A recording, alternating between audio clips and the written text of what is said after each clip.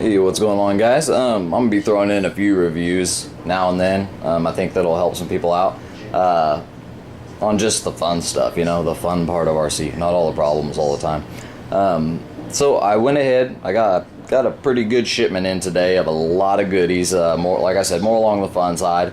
All kinds of different navigation lights, lighting systems, control switches, you know, switches that plug into your receiver so you can control them off of your transmitter, all kinds of cool stuff. Some cams, some little micro cams to put on board, like I said, a whole bunch of stuff. So I'm gonna start off with doing a little review on this cam here. Now they sell a similar cam to this one is by Turnigy,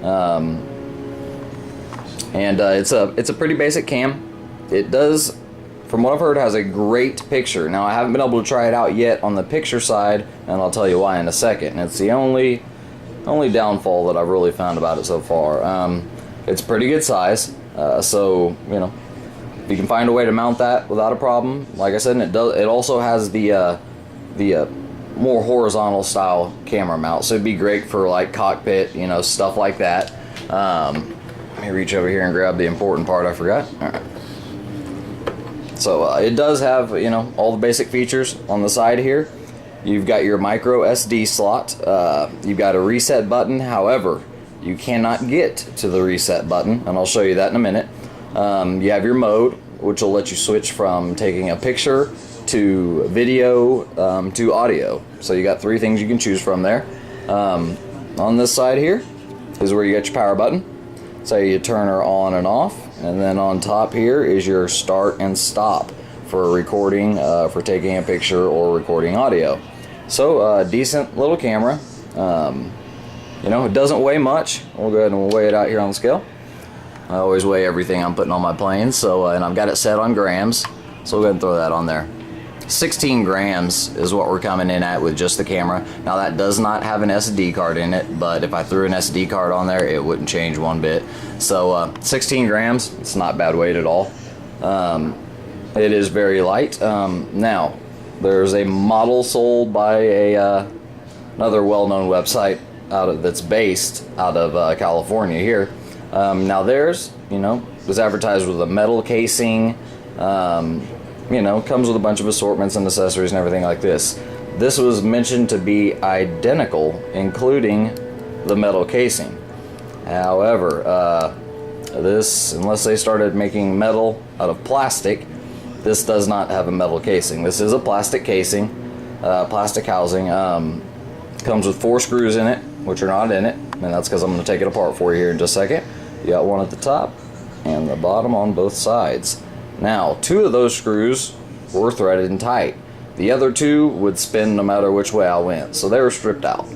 Not a big deal. It stays together even without the screws, as you can tell. So, you know, quality is good. If you plan on beating the hell out of it, I would go with the metal case one. But remember, guys, this cost, I think it was like $11.99 on Hobby King. So a cheap camera.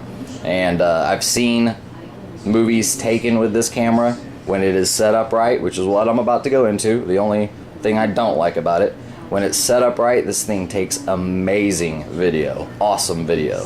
This one, as well as the United States version, I guess is what I'll call it, even though it's made in China too.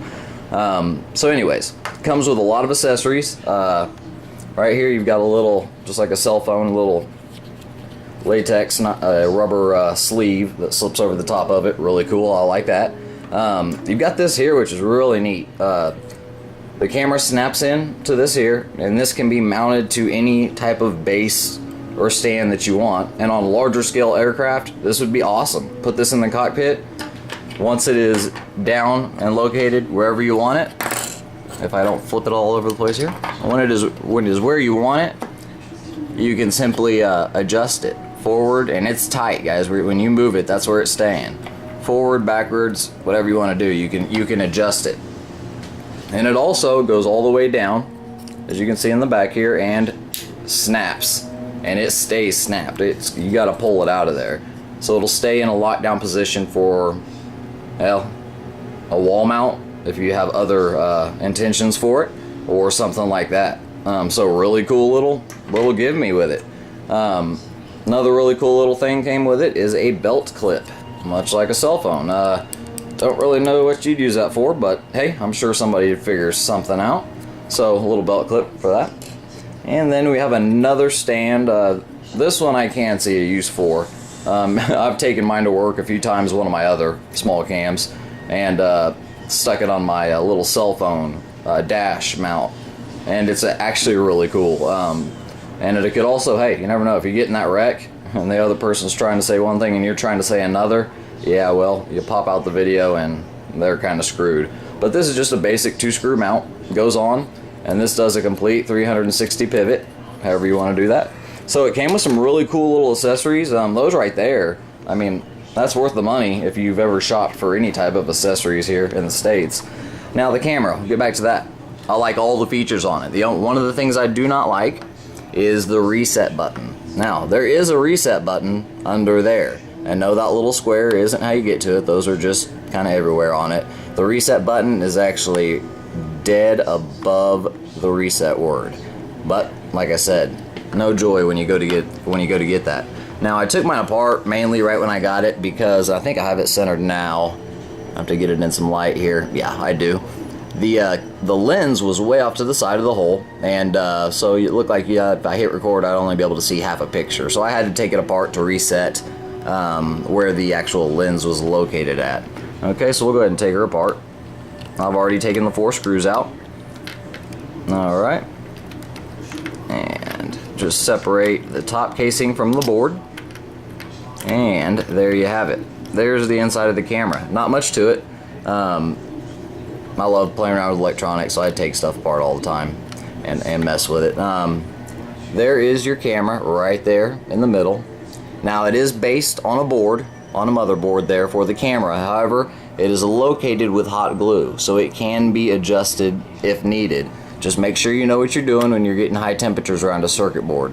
The other thing is the battery, which is located right underneath here. I don't know how long it lasts yet. But by the size of it compared to my other cams, it's a pretty good size little lithium-ion battery. So shouldn't have any problems there. Okay, and then right on the top here, of course, that little disc is your speaker picking up your sound. And there's your buttons on the side, you know, and everything's put together very well. It's actually running on an NEC board. That's actually a good quality board. So good quality all the way around. Only things that they kind of misled you on are the case. It is a plastic case, as you guys can tell from the inside. Okay, but it is well put together. It's strong. It's not just going to break on you. Looks like a good lithium-ion battery. A lot of people get these confused and say these run off of LiPo batteries. They do not. I don't think a cam out there I've seen on these mini cams that runs off of a LiPo, simply because when you're recording with them, you can run them all the way down. And I've run my other ones all the way down and tested them through a USB voltage regulator or voltage meter, and I've dropped my other cams to nothing, almost zero. Recharged them full and they work great. If that was a LiPo, all you guys know, those would never work again. So, not bad overall. Now the reset button, here's what I'm talking about. Okay, there's your reset right there. Well, there is your reset button right there, right kind of in the center of the cam, that little bitty black thing. If I can get, there we go. And what it does is when you put this back into the case, it slides down underneath the plastic. So if you want to be able to get access to the reset button, you're gonna have to drill a little hole, open her up and drill a little hole. Not a big deal at all. But what I really didn't like, and hopefully my camera will get in on this, I'm gonna turn the light on for this part, is when this is located where it should be located in the case. Okay, there we go, I got it where it should be. If you do look at that reset button, see how close I can get before we lose her. Okay, there we go. Now, if you do look at that reset button, which is right there, it is literally sitting, actually almost pushing up against a part of the plastic case. So a good jolt or hit or pressure on this board from any outside source, and you could end up, if you were filming in a plane or something like that, somehow you could actually end up setting the reset button off simply because it is pinned in there against the side of the plastic case. So I'm going to drill a little hole there, release all the pressure on it, and be able to access it Usually when you put the card in for the first time, it'll lock up on you anyway. So, but overall, I really like it. I'd recommend it for the price, plus all the accessories. The only catch is, guys, is this has to run off of an HC card. Not HD, but HC, high capacity. It has to run off of a high capacity micro SD card. Now, standard SD cards that you have in your phones and that you have in your other video cameras and stuff like that will work, but you will get a horrible picture with it. This has to run off of, and look them up online, guys, they vary in price. 8 gig, which this can take, I think, up to 16, but an 8 gig, let's go with a high end, 40 megabyte per second card. Now your basic starts out at 2 to 4 megabytes per second is where HC starts out. Goes all the way up to 4, 8. Actually, it cuts at 10 also, but then goes to 16, and it stays on your regular intervals. An 8 gigabyte card with a 40 megabyte transfer per second, so 40 megabytes per second, is going to run you well into $120. Now, there's no way I'm going to put a $120 micro SD card into a $12 camera. So I looked around and I was able to find a 2 gig and a 4 gig for around the $20, $30 range for an SD card. And they do state this on the site, so just pay attention to what you're checking out. But yeah, check the price on those cards before you think about making a purchase. You might change your mind and go with a different cam. But if you do get a high capacity and high transfer card in this camera, it is going to take awesome video, fast video. There will be no blocks on the screen. There'll be no breaks or glitches in the video. It transfers data fast, and it gives you a fast, clear picture. So I got this for my EDFs. That way, I'm gonna throw this in there. I'm gonna go ahead and dump a little bit of money into a high capacity card. But yeah, overall, great camera from Hobby King. It is the Turnigy. Just so you don't forget what it looks like in the picture. That's what you'll see there, is that outer case. And like I said, it comes with an awesome little assortment of accessories, and has a great size battery in it. But just remember, it does require an HC card, SD micro. So your regular old micro SD is not going to work at all. If at all, it'll be poor quality. So if you're ready to put a little money into a micro SD card, this one will be a great camera.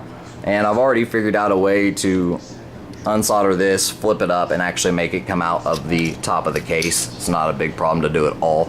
So I might end up doing that on another video. But yep, that's my review of the Turnigy cam, and that is on Hobby King for around the $12 range.